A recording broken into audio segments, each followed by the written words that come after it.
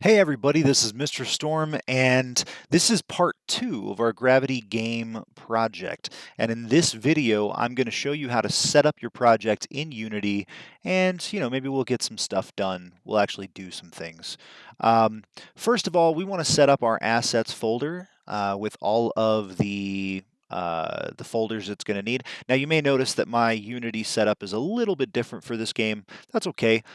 These menus, you can just grab the tab and you can kind of whip them around wherever you want. I just like this setup a little bit more for this game.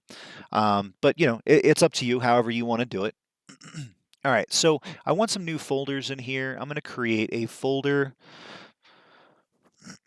Sorry about the clearing my throat. I'm going to create a folder called animations because we will have some animations in this game.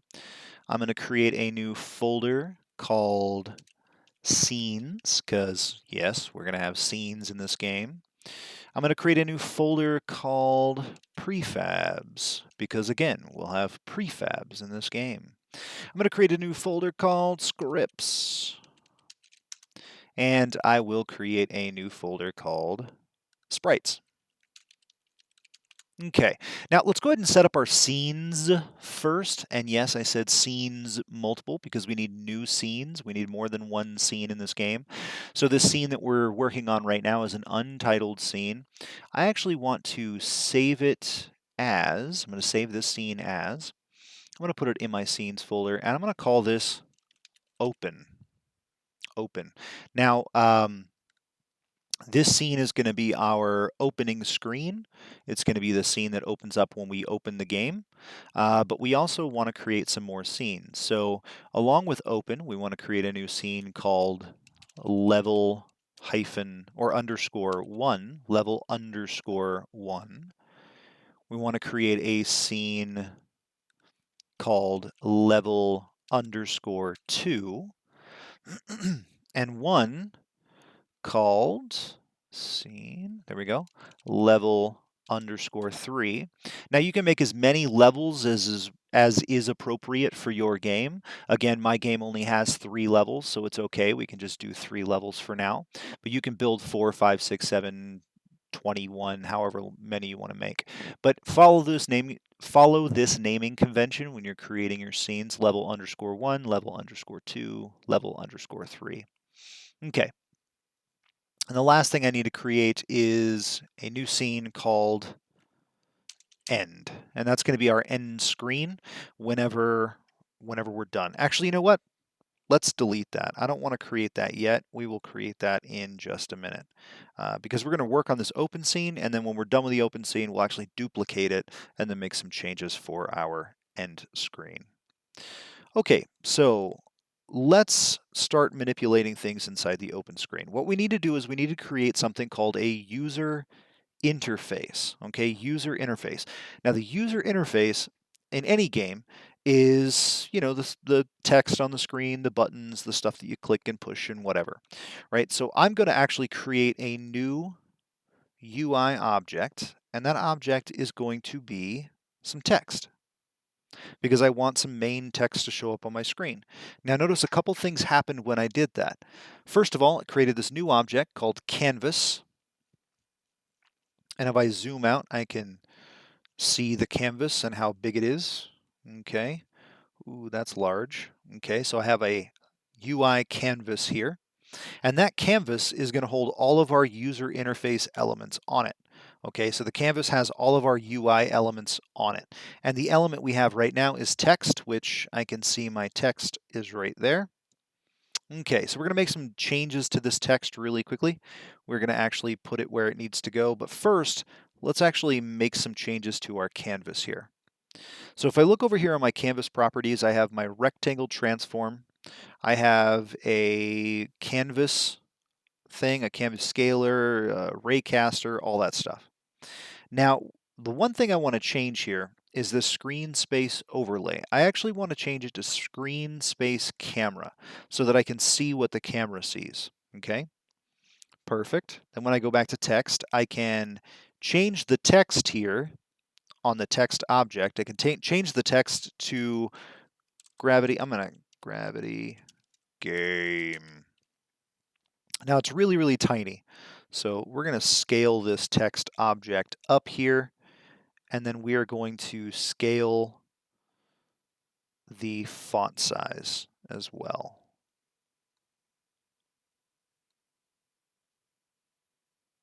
Okay, now you might want to change the font, but with default Unity, all we have is Arial font. We'd have to load in new fonts and stuff. So Arial is fine for this project. If you really, really get, if you just have to have a different font on your front menu, okay. There are some tutorials online to show you how to put a new font into Unity if you want. I'm fine with Arial though. I also want to make it bold because I want the words to really stand out. I'm going to change the color of the text to white, and I am going to set it to center on my screen. Okay, and I'll put that right in the middle. Perfect. So now I have Gravity Game. I'm going to change the main camera background to black so it looks nice. I'm going to run this and see what it looks like.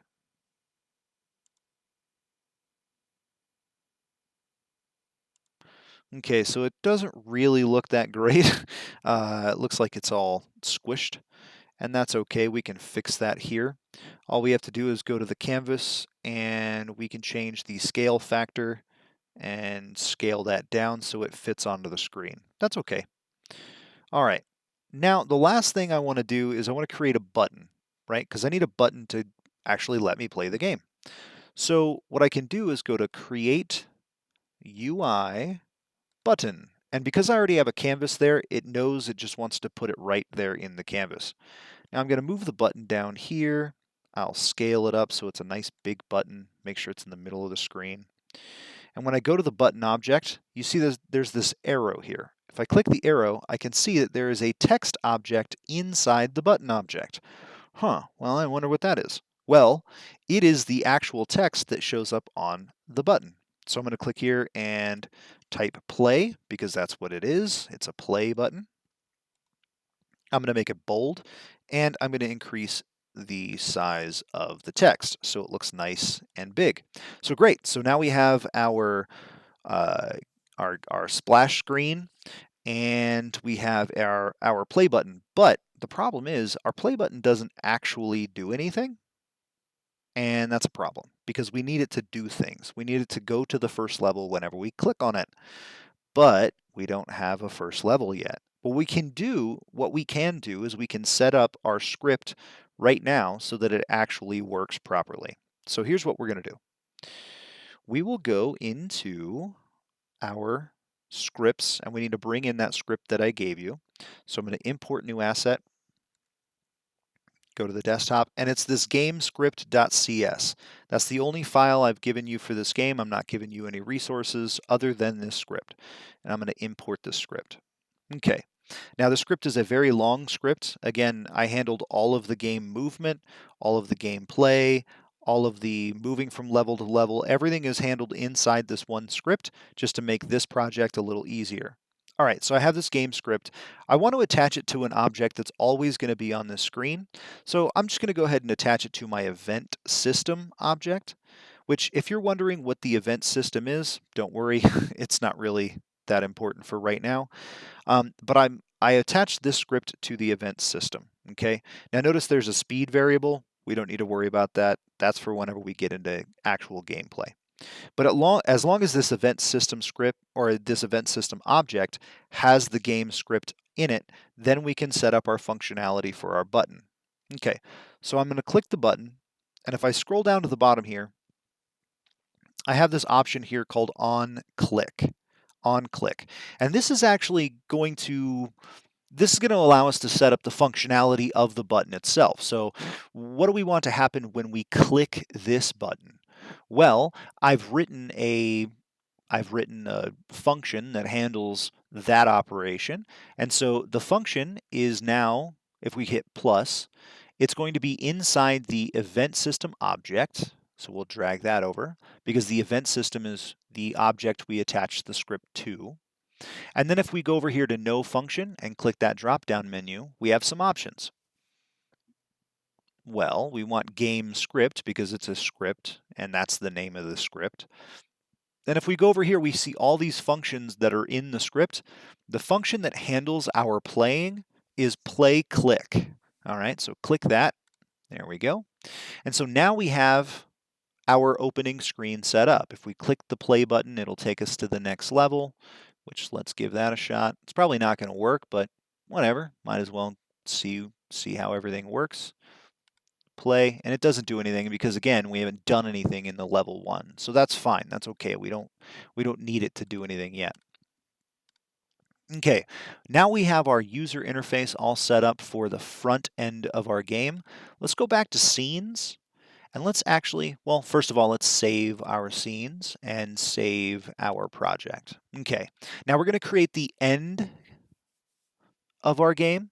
And all we have to do is duplicate this. So right click, and I don't see an option for duplicate. Okay, fine.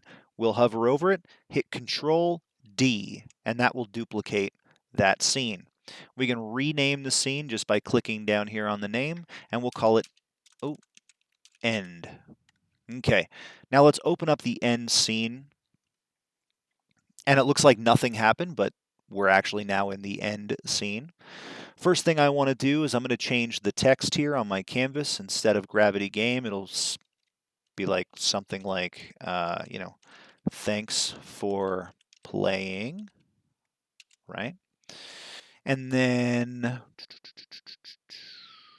yeah, that looks pretty good. Let's scale our canvas down just a little bit so that it fits onto the screen. Thanks for playing. Great.